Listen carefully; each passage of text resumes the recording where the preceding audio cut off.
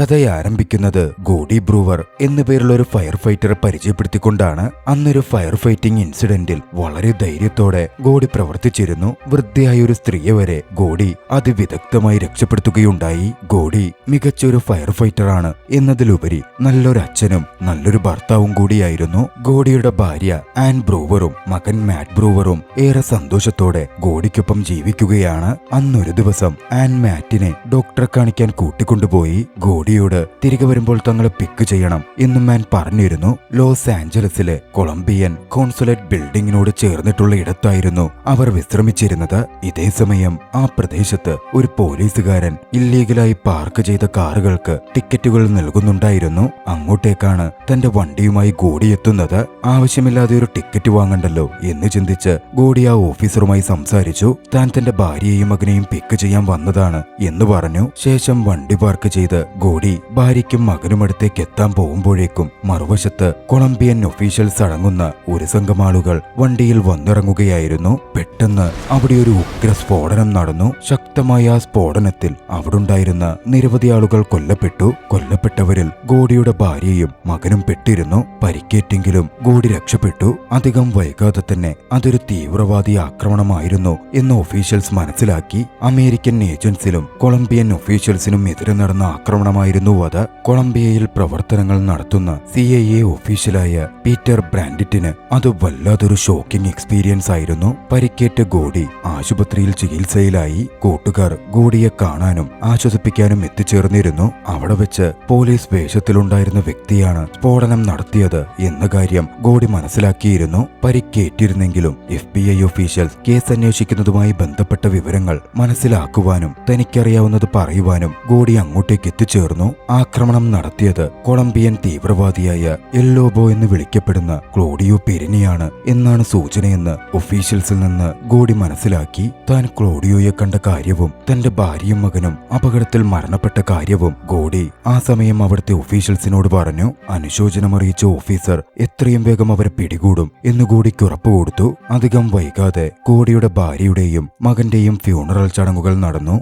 തന്റെ നഷ്ടങ്ങൾ ഗോഡിക്ക് സഹിക്കാൻ പറ്റുന്നതായിരുന്നില്ല. ആ സമയത്താണ് ടിവിയിൽ വന്ന ഒരു ന്യൂസ് ഗോഡി കാണുന്നത്. മാസ്ക് വെച്ചിരുന്ന ഒരു വ്യക്തി താനാണ് സ്ഫോടനത്തിന് പിന്നിലെന്ന് പറയുകയും ഇനിയും നിരവധിയിടങ്ങളിൽ സ്ഫോടനം നടത്തും എന്നുള്ള ഭീഷണി മുഴക്കുകയും ചെയ്യുകയായിരുന്നു. പക്ഷേ ആ സമയത്തേക്ക് കാര്യങ്ങൾ മാറിമറിയുകയാണ്. വിദേശ സഹകരണ ബന്ധവും മറ്റു കാര്യങ്ങളും ഇല്ലാതിരിക്കുവാൻ ഗവൺമെന്റ് നടന്ന സ്ഫോടനം അത്തരത്തിലേക്ക് പൊളിറ്റിക്കലി മാറ്റുകയായിരുന്നു. ആളുകളുടെ മരണം കൊളാട്രൽ ഡാമേജ് മാത്രമാണ്, അതായത് യാദൃച്ഛികമായി സംഭവിച്ച നാശനഷ്ടം മാത്രമാണ് എന്ന തരത്തിലുള്ള പ്രസ്താവനകൾ വന്നു. ഗോഡിക്ക് അതൊന്നും സഹിക്കാൻ പറ്റുന്നതായിരുന്നില്ല. ടിവിയിൽ അത്തരത്തിൽ അഭിപ്രായം പറഞ്ഞ വ്യക്തിയുടെ ഓഫീസിലേക്ക് ഗോഡി ദേഷ്യം കൊണ്ട് ഇടിച്ചു കയറി ചെന്നു. അയാളെ ആക്രമിക്കാൻ ശ്രമിക്കുമ്പോഴേക്ക് അങ്ങോട്ടേക്കെത്തിയ FBI ഏജന്റ് ഗോഡിയെ അറസ്റ്റ് ചെയ്തിരുന്നു. ഗോഡിയെ ചോദ്യം ചെയ്തപ്പോൾ ഗോഡി തന്റെ വിഷമകരമായ അവസ്ഥയും അത്തരത്തിൽ തന്റെ ഭാര്യയുടെയും മകന്റെയും മരണമടക്കം ഒതുക്കി തീർത്തതിലുള്ള വിദ്വേഷവും അമർഷവും വെളിപ്പെടുത്തി. മറുവശത്ത് സെനറ്റ് കൗൺസിലാകട്ടെ കൊളംബിയക്ക് മേൽ ആധിപത്യം സ്ഥാപിക്കാൻ അമേരിക്ക അവിടെ നടത്തുന്ന പ്രവർത്തനങ്ങളെ നിശിതമായി വിമർശിക്കപ്പെട്ടു. CIA ഓഫീസർ കൂടിയായ അവിടുത്തെ മേലധികാരമുള്ള പീറ്ററിന് ശക്തമായ ശകാരമേൽക്കുകയും കൊളംബിയയിലെ പ്രവർത്തനങ്ങൾ നിർത്തിവെക്കുവാൻ ഉത്തരവ് കൊടുക്കുകയും ചെയ്തു. പീറ്റർ അതിനോടകം അവിടുത്തെ ഗൊറില്ല തീവ്രവാദികൾക്കെതിരെ ആക്രമണം നടത്താൻ തീരുമാനിച്ചിരുന്നതായിരുന്നു. പക്ഷേ അതോടെ പീറ്ററിന് അടങ്ങേണ്ടി വന്നു. അധികം വൈകാതെ പീറ്ററിന് സ്ഫോടനം നടത്തിയ തീവ്രവാദി എല്ലോബോയുടെ പേരിൽ ഒരു കോൾ വരികയാണ്. പക്ഷേ അത് ഗോഡിയായിരുന്നു. ഗോഡി പീറ്ററിനോട് ക്ലോഡിയോ എവിടെയാണുള്ളത് എന്ന് ചോദിച്ചു. പീറ്റർ ആദ്യം പറയാൻ കൂട്ടാക്കിയില്ലെങ്കിലും ഗവൺമെന്റിന്റെ നയങ്ങളും ഗൊറില്ല തീവ്രവാദികളുമായി സമാധാന ഉടമ്പടിക്ക് പോകാൻ പോകുന്നതുമൊക്കെ പീറ്റർ ഗോഡിയോട് വിശദീകരിച്ചു. ഗോഡിക്ക് അത് സഹിക്കാൻ പറ്റുന്നതായിരുന്നില്ല. അതുകൊണ്ട് തന്നെ സ്വയം പ്രതികാരം ചെയ്യാൻ ഗോഡി തീരുമാനിക്കുകയാണ്. സ്ഫോടനം നടത്തിയ തീവ്രവാദി ക്ലോഡിയോയെ പറ്റി കൂടുതൽ വിവരങ്ങൾ മനസ്സിലാക്കുവാൻ ഗോഡി ഇന്റർനെറ്റിൽ പരതി. ചില സൈറ്റുകൾ ഹാക്ക് ചെയ്ത് കൂടുതൽ വിവരങ്ങൾ സംഘടിപ്പിച്ചു. ഗോഡിയുടെ പ്രവർത്തനങ്ങൾ അറിയാവുന്ന ഒരു സുഹൃത്ത് മുമ്പ് കൊളംബിയയിൽ അഡ്വൈസർ ആയിരുന്ന എഡ് കൗൺസ് എന്ന വ്യക്തിയെയും അങ്ങോട്ടേക്ക് കൂട്ടിക്കൊണ്ടുവന്നു. പഴയ പോലല്ലെന്നും കൊളംബിയയിലേക്കുള്ള യാത്ര കൂടുതൽ സ്ട്രിക്റ്റ് ആണെന്നും പ്രോപ്പർ പാസ്പോർട്ടും സ്റ്റാമ്പുമൊന്നുമില്ലാതെ നിലവിൽ കൊളംബിയയിലേക്ക് പോവൽ അസാധ്യമാണെന്നും ഗോഡിയോട് അദ്ദേഹം വ്യക്തമാക്കി. വിമാനം മുഖേന അങ്ങോട്ടേക്ക് പുറപ്പെടൽ സാധ്യമല്ലാത്ത ഇഷ്ടപ്പെടാത്തതുകൊണ്ട് മറ്റൊരു നിയമപരമല്ലാത്ത റൂട്ട് ഗോഡിക്ക് അദ്ദേഹം സജസ്റ്റ് ചെയ്യുകയാണ്. കാടിനകത്തുകൂടെയൊക്കെ യാത്ര ചെയ്യുന്ന വല്ലാത്തൊരു പാതയായിരുന്നു അത്. വൈകാതെ എഡിന്റെ ഉപദേശം സ്വീകരിച്ച് എഡ് പറഞ്ഞ വഴിയിലൂടെ ഗോഡി തന്റെ യാത്രയാരംഭിച്ചു. കാട്ടുപാതയിലൂടെയും ബസ് മുഖേനയുമൊക്കെയുള്ള യാത്രയായിരുന്നു അത്.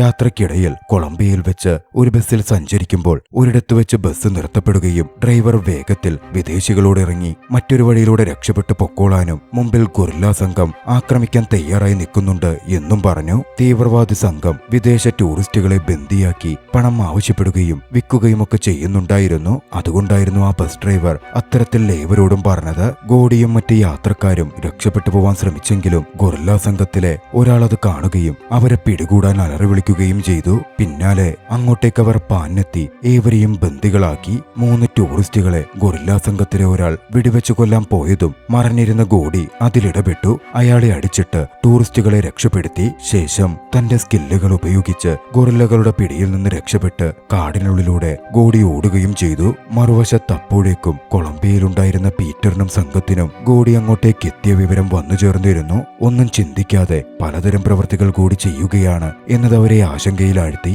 ഗോഡിയെ പിടികൂടുന്നതിനു മുമ്പ് അവിടെ നിന്ന് ഗോഡിയെ രക്ഷപ്പെടുത്തി കൊണ്ടുപോകണമെന്നും ക്ലോഡിയോ പെരിനിക്കെതിരെ എന്തെങ്കിലും ആക്രമണ സാധ്യത ഡെവലപ്പ് ചെയ്യണമെന്നും പീറ്ററിനുണ്ടായിരുന്നു. തന്റെ 2 സുഹൃത്തുക്കളുമായും പീറ്റർ അത് ഡിസ്കസ് ചെയ്തു. ഇതേസമയം ഗൊറില്ല ഹെഡ്ക്വാർട്ടേഴ്സിൽ ക്ലോഡിയോ തന്റെ ആളുകളോട് സംസാരിക്കുകയായിരുന്നു.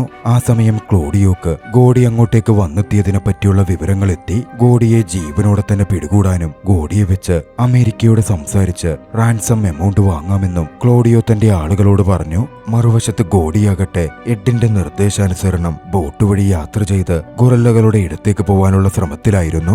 ആ യാത്രയിൽ 2 പേർ ചേർന്ന് ഒരു സ്ത്രീയെയും കുട്ടിയെയും എതിരിടുന്നതും മറ്റും ഗോഡി കണ്ടു. ഗോഡിയുടൻ അതിൽ ഇടപെട്ട് പ്രശ്നമുണ്ടാക്കുന്ന അവരെ പറഞ്ഞയച്ച് ആ കുട്ടിയെയും സ്ത്രീയെയും സംരക്ഷിക്കുകയാണ്. സെലീന എന്നായിരുന്നു ആ സ്ത്രീയുടെ പേര്. ആ സ്ത്രീയുടെ മകൻ മോറോയും അവർക്കൊപ്പം ഉണ്ടായിരുന്നു. സെലീനയും മോറോയും ഗോഡിയോട് നന്ദി പറഞ്ഞു. പക്ഷേ അതൊരുപാട് നേരം നീണ്ടുനിന്നില്ല.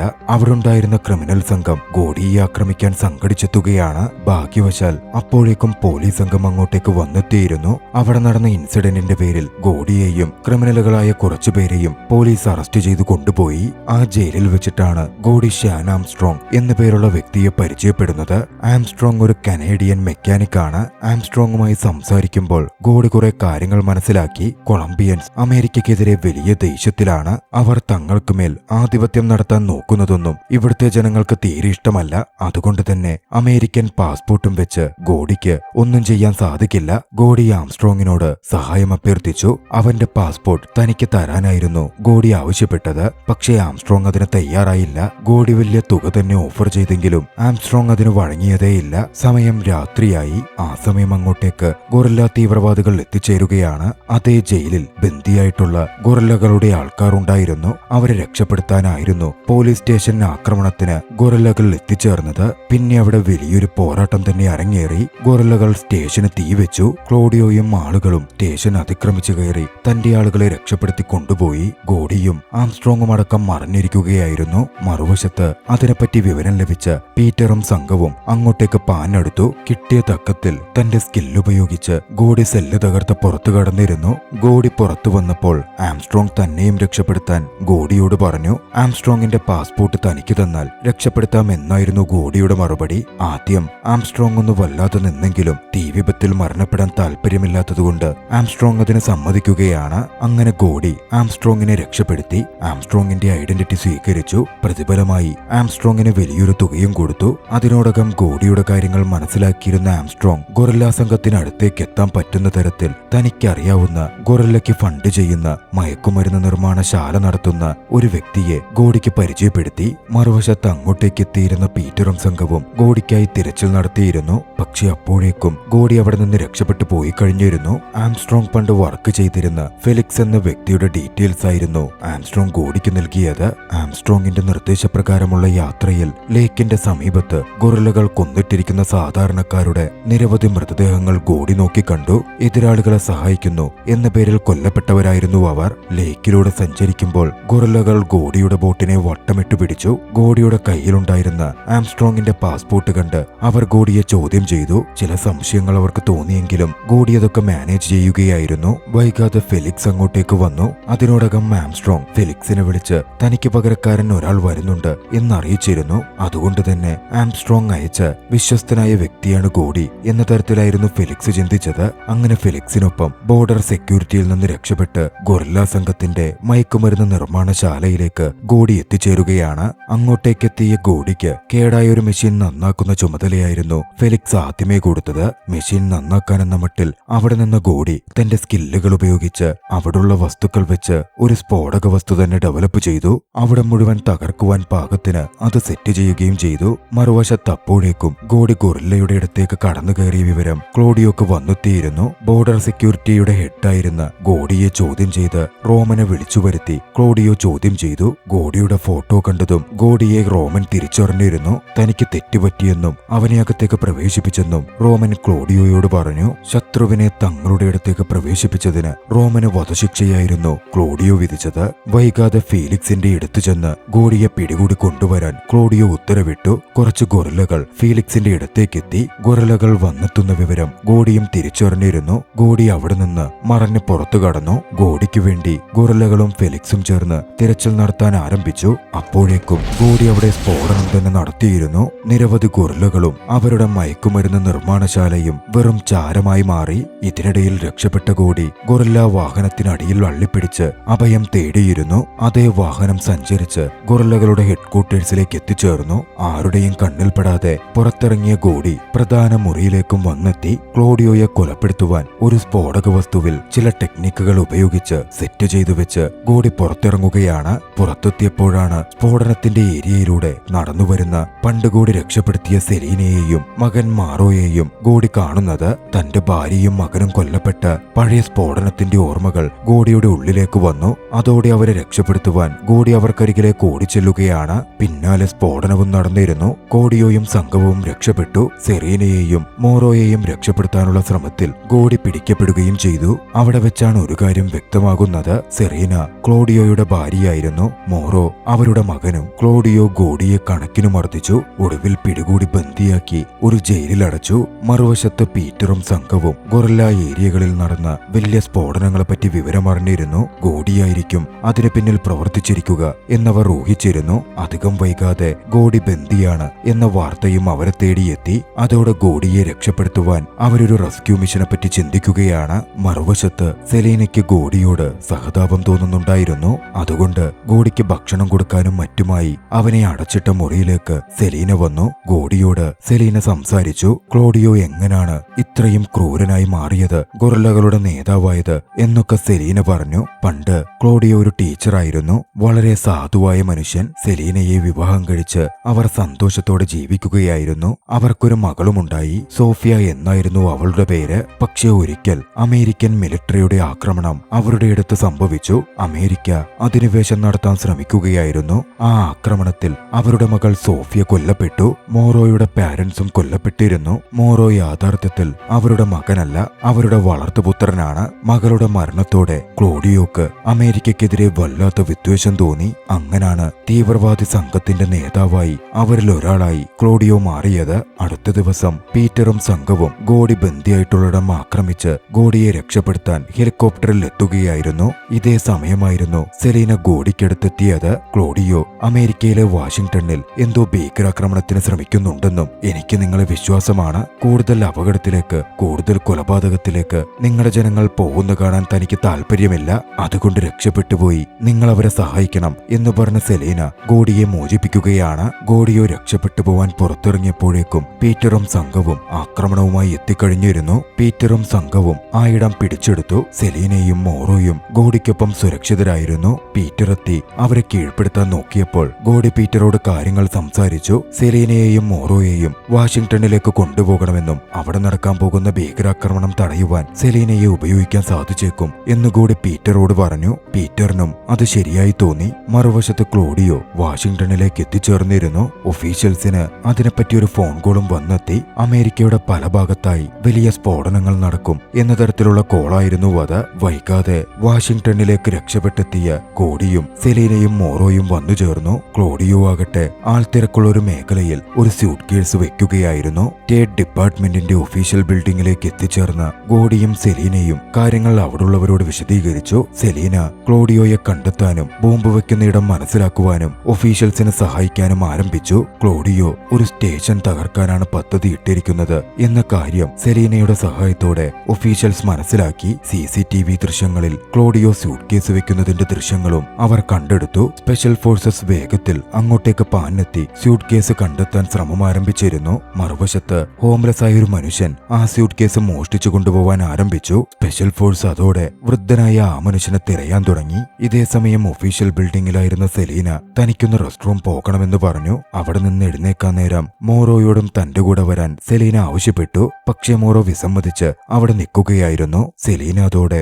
മോറോയോട് ദേഷ്യപ്പെടാനൊക്കെ ആരംഭിച്ചു. മോറോയ്ക്ക് ഗോഡിയുടെ കൂടെ നിന്നാൽ മതിയെന്നായിരുന്നു. പിന്നാലെ മോറോയെ അവിടെ വിട്ട് സെലീന അവിടെ നിന്ന് പോവുകയാണ്. പക്ഷേ സെലീന ഗോഡിയോട് ദേഷ്യപ്പെട്ട നേരത്ത് സെലീന കാണിച്ച ആക്ഷൻസ് ഗോഡി പെട്ടെന്ന് തിരിച്ചറിഞ്ഞിരുന്നു. പണ്ട് യെല്ലോ ബോയായി തീവ്രവാദികളുടെ തലവനായി ടിവിയിൽ വന്ന് മാസ്ക് ധരിച്ച് സംസാരിച്ച വ്യക്തിയുടെ അതേ ബോഡി ലാംഗ്വേജ് ആയിരുന്നു അത്. ആ ഒരു നിമിഷത്തിൽ ക്ലോഡിയോ അല്ല, മറിച്ച് സെലീനയാണ് ഗൊറില്ല സംഘത്തിന്റെ തലൈവിയെന്നും ക്ലോഡിയോ സെലീനയുടെ നിർദ്ദേശപ്രകാരം പ്രവർത്തിക്കുന്ന വ്യക്തി മാത്രമാണെന്നും ഗോഡി മനസ്സിലാക്കുകയാണ്. മറുവശത്ത് അപ്പോഴേക്കും സ്പെഷ്യൽ ഫോഴ്സസ് ഉദ്യോഗസ്ഥർ വൃദ്ധനെ കണ്ടെത്തി സ്യൂട്ട് കേസ് വീണ്ടെടുത്തിരുന്നു. പക്ഷേ അതിനകം എംറ്റി ആയിരുന്നു. ആ നിമിഷം ഗോഡി ഒന്നുകൂടെ തിരിച്ചറിഞ്ഞു, ഇത് മുഴുവൻ സെലീനയുടെ പദ്ധതിയാണ്. തന്റെ സഹായത്തോടെ സ്റ്റേറ്റ് ബിൽഡിംഗിലേക്ക് എത്തിച്ചേരുക, സ്റ്റേറ്റ് ബിൽഡിംഗിൽ സ്ഫോടക വസ്തു സ്ഥാപിക്കുക. മറുവശത്ത് വാഷ്റൂമിലേക്ക് പോയിരുന്ന സെലീന കൂടെ വന്ന ഫീമെയിൽ ഓഫീസറെ അടിച്ചിട്ട് അവിടെ നിന്ന് രക്ഷപ്പെട്ടു പോവാൻ തുടങ്ങിയിരുന്നു. കാര്യങ്ങൾ മനസ്സിലായ ഗോഡി അവിടെ ഉണ്ടായിരുന്ന പീറ്ററോടും മറ്റുദ്യോഗസ്ഥരോടും രക്ഷപ്പെട്ടു പോകാനും ആ ബിൽഡിംഗ് ഇവാക്യുവേറ്റ് ചെയ്യാനും ആവശ്യപ്പെട്ടു.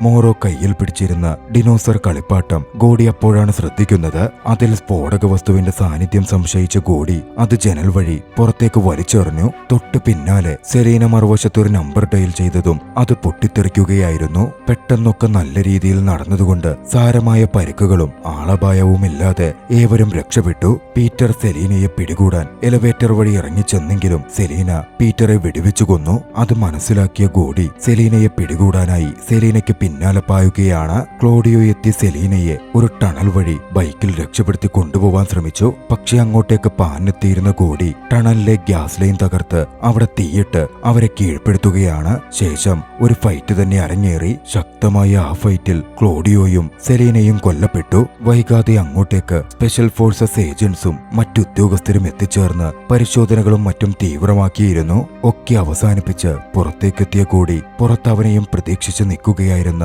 മോറോയുടെ അടുത്തേക്കെത്തി. ഗോഡിയെ കണ്ടതും മോറോ ഗോഡിയുടെ അടുത്തേക്ക് ഓടിയെത്തി. തന്റെ മകനെപ്പോലെ ഗോഡി അവനെ ചേർത്തു പിടിച്ചു. ശേഷം അവിടെ നിന്ന് നടന്നു നീങ്ങാൻ ആരംഭിച്ചു. ഗോഡിയുടെ പ്രവർത്തനങ്ങളും ഗോഡിയുടെ ധീരതയും പുകഴ്ത്തിക്കൊണ്ട് ടിവിയിൽ അതിനോടകം വാർത്ത വരാൻ ആരംഭിച്ചിരുന്നു. രാജ്യത്തിനെതിരെയുള്ള വലിയൊരു അപകടം തടഞ്ഞ ഗോഡിക്ക് ഗവൺമെന്റ് ഏറ്റവും ഉയർന്ന സിവിലിയൻ അവാർഡ് പ്രഖ്യാപിച്ചു. ആ ദൃശ്യങ്ങളോടെ ചലച്ചിത്രം അവസാനിക്കുകയാണ്. രസകരമായ ചലച്ചിത്രം നിങ്ങൾക്കിഷ്ടമായെങ്കിൽ വീഡിയോ ലൈക്ക് ചെയ്യുക. അഭിപ്രായങ്ങളും നിർദ്ദേശങ്ങളും കമന്റുകളിൽ രേഖപ്പെടുത്തുക. കഴിയുമെങ്കിൽ ചാനൽ സബ്സ്ക്രൈബ് ചെയ്തും കൂട്ടുകാർക്ക് ഷെയർ ചെയ്തു കൊടുത്തും ഞങ്ങളെ സപ്പോർട്ട് ചെയ്യുക. അടുത്ത എപ്പിസോഡിൽ മറ്റൊരു മികച്ച ചലച്ചിത്രവുമായി നമുക്ക് കണ്ടുമുട്ടാം. അതുവരെ ബൈ.